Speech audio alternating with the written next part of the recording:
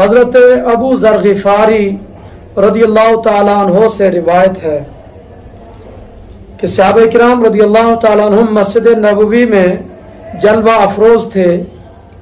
خرج علینا رسول اللہ صلی اللہ علیہ وسلم، حضور نبی پاک علیہ السلام اپنے گھر سے نکلے، سیدھا مسجد میں تشریف لائے، اور مسجد میں جیسے ہی حضور علیہ السلام پہنچے فرمایا اتدرون ای الاعمال احب الی اللہ تعالی.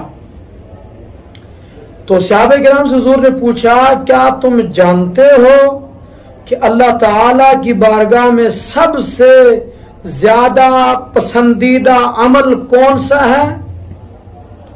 افضل الاعمال نہیں پوچھا بلکہ احب الاعمال،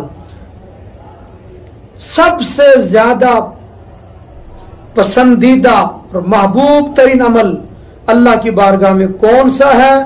تو قال قائل الصلاۃ والزکوٰۃ، کسی کہنے والے نے کہا کہ حضور نماز اور زکوٰۃ اللہ کی بارگاہ میں سب سے زیادہ پسند عمل ہے.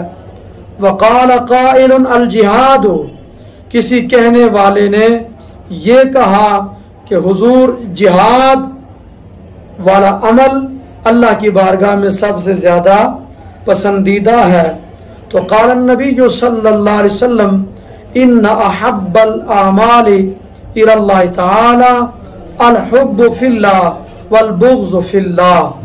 ارشاد فرمایا نبی پاک صلی اللہ تعالی علیہ وسلم نے اللہ کی بارگاہ میں تمام اعمال سے زیادہ پسندیدہ عمل اللہ کی راہ میں محبت کرنا اور اللہ کی راہ میں نفرت رکھنا، یہ سب سے زیادہ پسندیدہ عمل ہے رب ذوالجلال کی بارگاہ میں.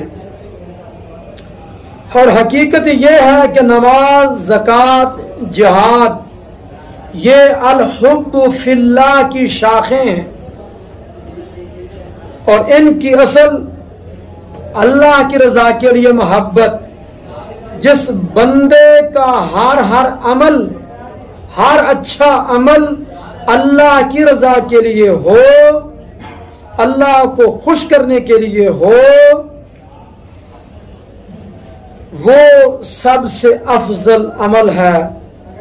تو جب اللہ کے لیے کوئی بھی عمل کرے گا اس کی رضا مقصود ہو، وہ خواہ نماز ہو، روزہ ہو، حج ہو، زکوٰۃ ہو، جہاد ہو، کوئی بھی نیک عمل اللہ کی رضا کے لیے ہو، وہ الحب فی اللہ میں شامل ہے.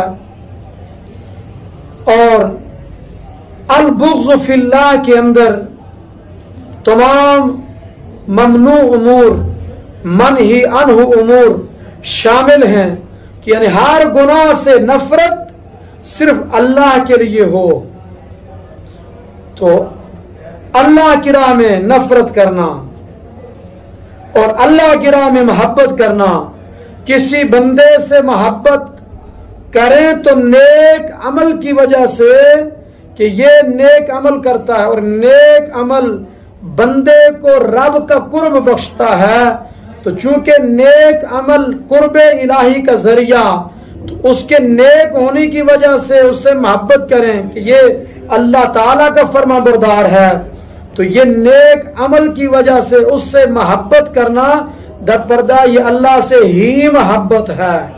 اور کسی بندے کو اس کا جرم دیکھ کر، گناہ کا ارتکاب کرتے ہوئے دیکھ کر اس سے نفرت کرنا کہ یہ بندہ مجرم ہے، رب کے احکامات کی خلاف ورزی کرتا ہے، تو یہ نفرت اس بندے سے در حقیقت اللہ کے لیے ہے کہ یہ بندہ اللہ کا نافرمان ہے، اس کی شریعت پر عمل پیرا نہیں ہوتا.